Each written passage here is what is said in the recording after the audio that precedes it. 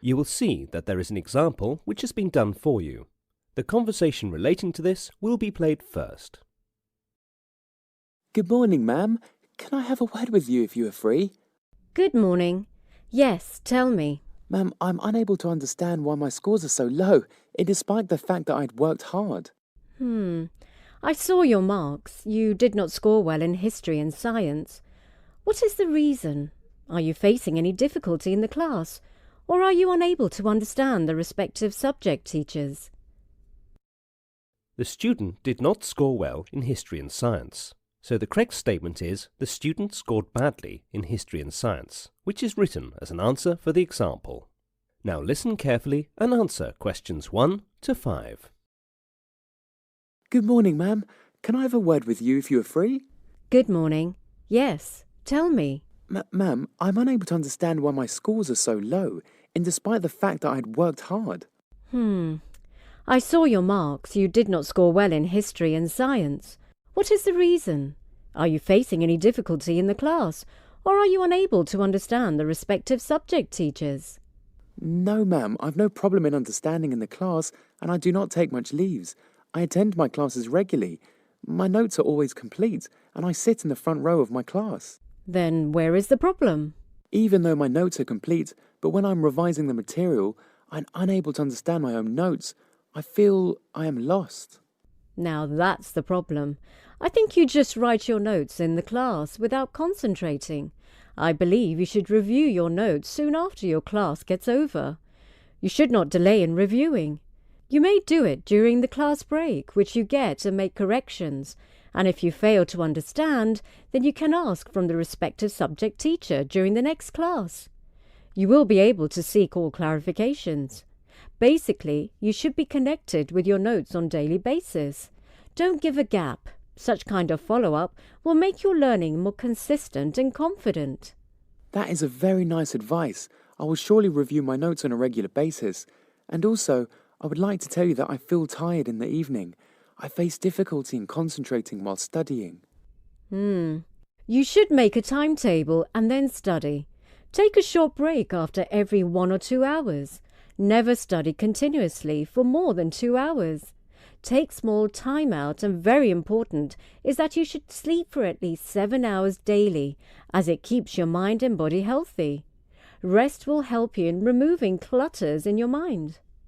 I just didn't know about that. I think I've been exerting myself. Maybe that is the reason all my efforts are giving me no results. I will listen to your advice and make a proper time schedule, which will include 7 hours of sleep daily. Thank you so much, ma'am. You are welcome.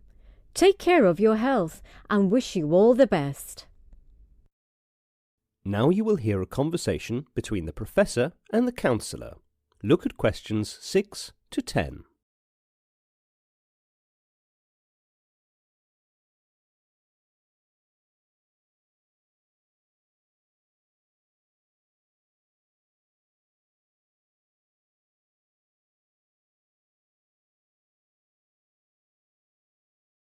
As the talk continues, answer questions 6 to 10.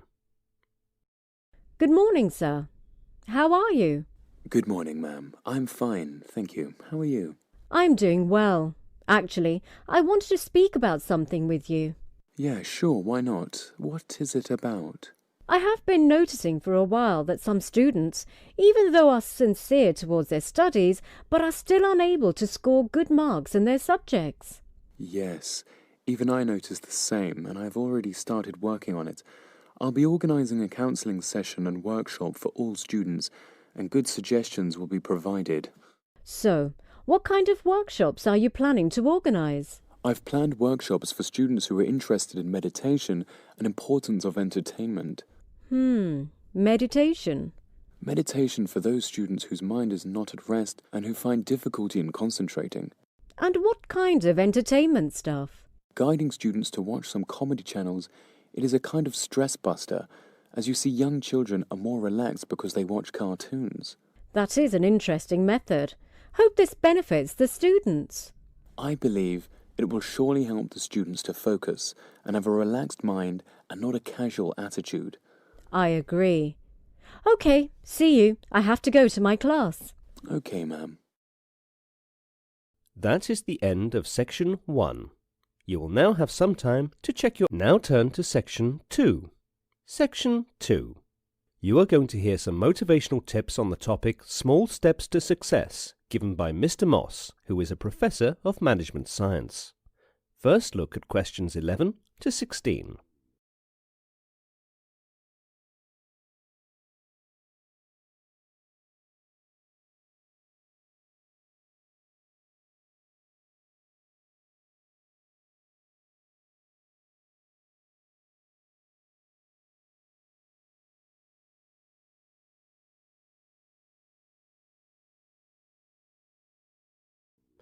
Now listen to the recording and answer questions 11 to 16.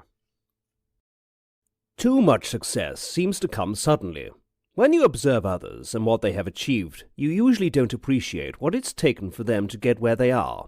Ultimately, in failing to do this, you also fail to learn what it would take for you to attain the level of achievement and success. But if you take the time to truly think about it, you will find that success is usually only a small step away. Yet despite that, it eludes most people. It is always so near and yet so far. As a part of our military training in the Air Force, we were given a very demanding assignment. We were put into groups of about 10 and taken to some unknown location far in the bush. After a few days of camping there and doing some military maneuvers, we were told to head back to the base. Now this time, we wouldn't be driven back. We would have to track back. We had only a few things to carry. A litre of water each for the whole trip, and an AK-47 rifle with 1 round of ammunition. So we started off that day at sunset, walking through the thick bush. Because we were using a compass for direction, we had to walk in a straight line back to the base. Any slight deviation from the path, and we would inevitably have gotten lost. That meant that whatever obstacle we encountered on the way had to be overcome. That straight line had to be maintained at all costs. Worse still, we had no light. We were basically walking blind in the moonless night. So, you could not see where your next step was going to land. But we had to walk fast. Our deadline was at 12 noon the next day to be at the base, or else we would have failed the assignment. So, we walked through the night. There was no time for fear, no time for doubt. We had to do what we had to do. Our futures depended on it. Finally, we could go no further. The pain and fatigue was unbearable. We had to catch a nap. It was past midnight. 1 hour of sleep, all cuddled up like puppets for warmth, and then we moved on. Soon the morning bells rang, but there was no time to appreciate the sunrise. It was so hot you could feel the heat embracing your face. We were getting dehydrated. By now, everyone was wishing they had not had to carry the heavy AK-47. It seemed to have gained an extra 5 kilos since we'd begun. Every step was accompanied by some pain in one part of the body or other. Every part of the body was crying out for attention, but we had to move on. Small steps to success. We were as dry and shriveled as prunes. We were a sorry sight for defense officers, but right then it was more about survival than about dignity. Finally, a few minutes to midday, we arrived at the base. I had no idea I could stink so bad. Now look at questions 17 to 20.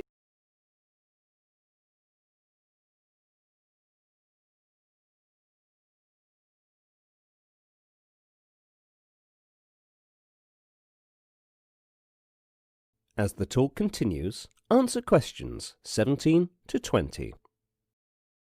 So, you see we took small steps to success all along that track. Together, they added up to hundreds of thousands of small steps. But we might have chosen not to take the first step. We might have stopped at any point along the way. That would have meant that we would not have got to our destination. There were also obstacles along the way, but with each small step they were overcome. There were frustrations, fears, and uncertainties, but with each small step they were crushed. There was hardship and danger, but with each small step and focus on the desired destination, it was conquered. So you see, success is no mystery. It takes only one step to succeed. That is the end of section 2. You will now have some time to check your answers. Now turn to section 3. Section 3. In this section, you will listen to an interview with Dr. Temple Grandin, who is in a unique position to provide parents and professionals insight into autism because she had autism. She was diagnosed at the age of 2 and has lived a very challenging and adventurous life. Dr. Grandin has presented lectures on autism around the world and has appeared on many national television programs. The interview is conducted by Dr. Stephen Edelson. Now you have some time to look at questions 21 to 23.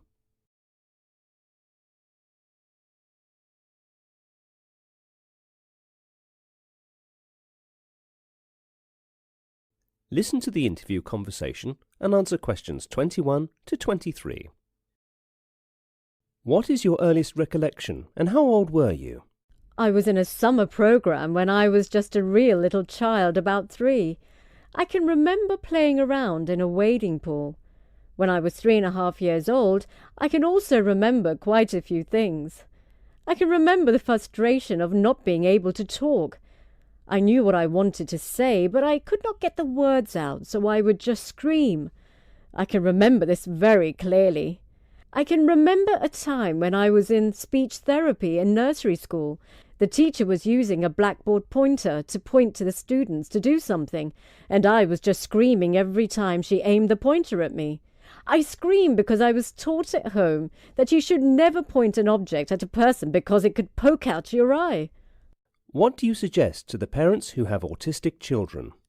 I am a big believer in early intervention.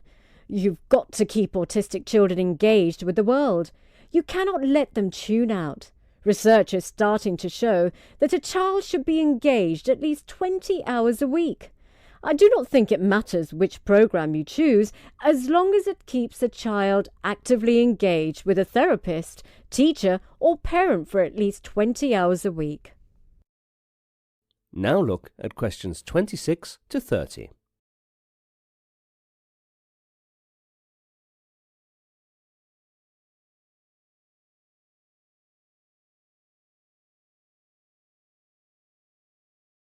As the talk continues, answer questions 26 to 30. You were one of the first people in the field to stress the importance of sensory problems in autism. What are your current thoughts about this issue? I have been a big believer in making people aware of the sensory problems in autism, and these sensory problems are variable. Donna Williams wrote about a monochannel approach where she either has to listen to something or see something, but she cannot do both. I was the type of child where they could just jerk me out of autism by saying, "Now come on, pay attention!" But you cannot do this to the children with more severe sensory problems. In these cases, you have to question whether there is a biological reason for the bad behavior or a behavioral reason. If sound hurts a child's ears, there is no way you can make him not be scared of the school bell. A mother who has a 5.5-year-old child with PDD wants advice. Her son attends a pre-kindergarten classroom with 22 other students, and he's starting to become aggressive. The mother says that her child has selected a particular child in the classroom and places him in a chokehold position. I do not have enough information to give full advice. Since PDD and autism are strictly behavioral diagnoses, they are not absolute diagnoses, such as Down syndrome. The PDD label is used because he is affectionate and interested in people. These are two very different types of PDD labels, and they are like apples and oranges. Since the child is aggressive towards one particular child, we need to figure out why is this happening. Is the other child teasing him? In any case, a behaviour intervention is needed to stop this behaviour.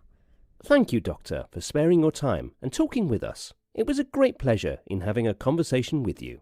Thank you. The pleasure was all mine. That is the end of section 3. You will now have some time to check your answers. Now turn to section 4. Section 4.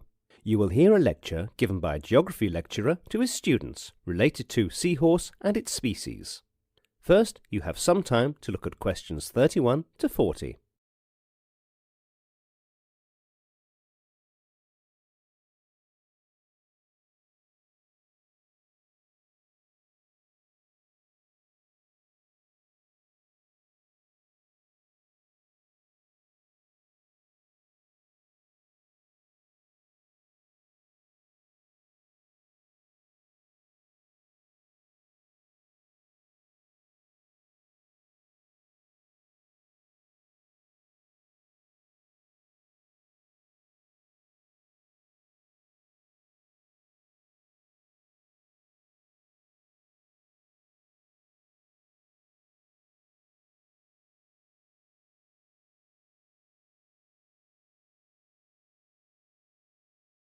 Now listen carefully and answer questions 31 to 40.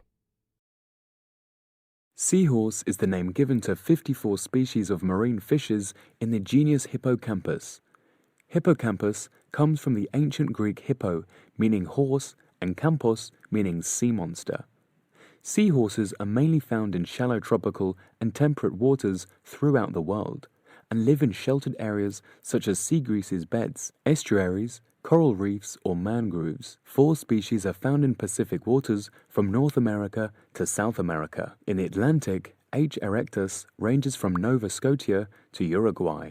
H. zosterae, known as the dwarf seahorse, is found in the Bahamas. Colonies have been found in European waters such as the Thames estuary. 3 species live in the Mediterranean Sea. H. gutuletus in the long-snouted seahorse, H. hippocampus, the short-snouted seahorse, and H. fuscus, the sea pony. These species form territories. Males stay within 1 square meter habitat, while females range about 100 times that. Seahorses range in size from 1.5 to 35.5 centimeters. They are named for their equine appearance. Although they are bony fish, they do not have scales, but rather thin skin stretched over a series of bony plates, which are arranged in rings throughout their bodies.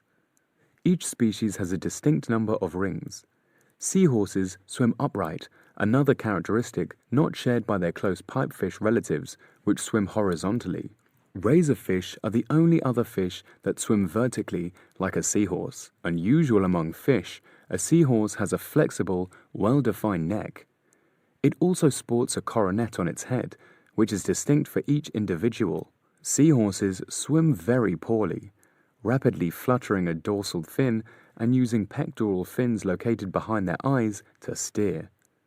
The slowest moving fish in the world is H. zosterae, the dwarf seahorse, with a top speed of 1.5 meter per hour. The earliest known seahorse fossil are of 2 pipefish-like species, H. sarmaticus and H. slovenicus, from the coprolitic horizon of Tungus Hills, a middle Miocene horizon of the Slovenia dating back about 13 million years. Molecular dating finds that pipefish and seahorses diverged during the late Oligocene. This has led to the speculation that seahorses evolved in response to large areas of shallow water, newly created as the result of tectonic events. The shallow water would have allowed the expansion of seagrass habitats that selected for the camouflage offered by the seahorse's upright posture. These tectonic changes occurred in the western Pacific Ocean, pointing to an origin there, where molecular data suggested 2 later separate invasions of the Atlantic Ocean. That is the end of section 4. Now you have some time to check your answers.